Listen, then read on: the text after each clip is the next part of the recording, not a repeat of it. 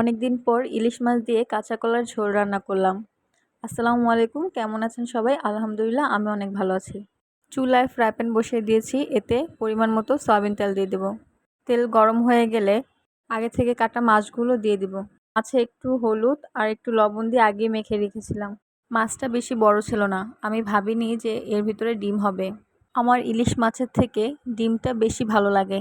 এক সাইড ভাজা হয়ে গেছে, এখন অন্য সাইড ভাজার জন্য উল্টে দিচ্ছি। ইলিশ মাছের লেজ ভর্তাটা খুবই মজা। আমি কখনো আগে বানাইনি, আমি একদিন বানিয়ে আপনাদের সাথে শেয়ার করব। ডিমটা ভাজা হয়ে গিয়েছে, তাই এখন উঠিয়ে নিচ্ছি। মাছগুলো বেশি লাল করে ভাজবো না, হালকা ভাজা হয়ে গিয়েছে, এখন উঠিয়ে নিব। এরপর চুলায় কড়াই বসিয়ে দিলাম রান্নার জন্য।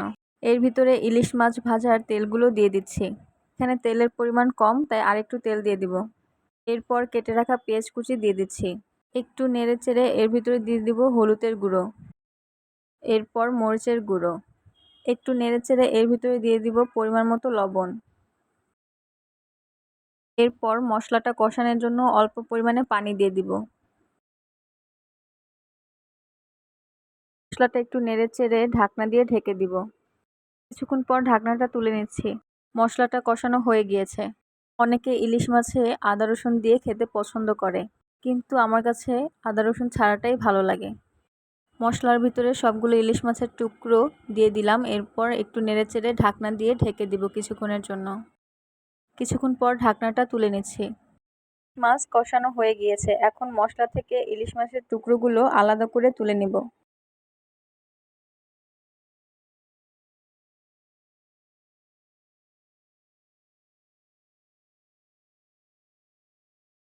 সবগুলো মাছের টুকরো উঠানো হয়ে গিয়েছে, এখন এর ভিতরে কেটে রাখা কাঁচা কলা দিয়ে দিব। কাঁচা কলার ভিতরে একটু হলুদ একটু লবণ দিয়ে মেখে ধুয়ে নিয়েছিলাম। এতে কাঁচা কলাটা নরম হবে এবং কষটাও চলে যাবে।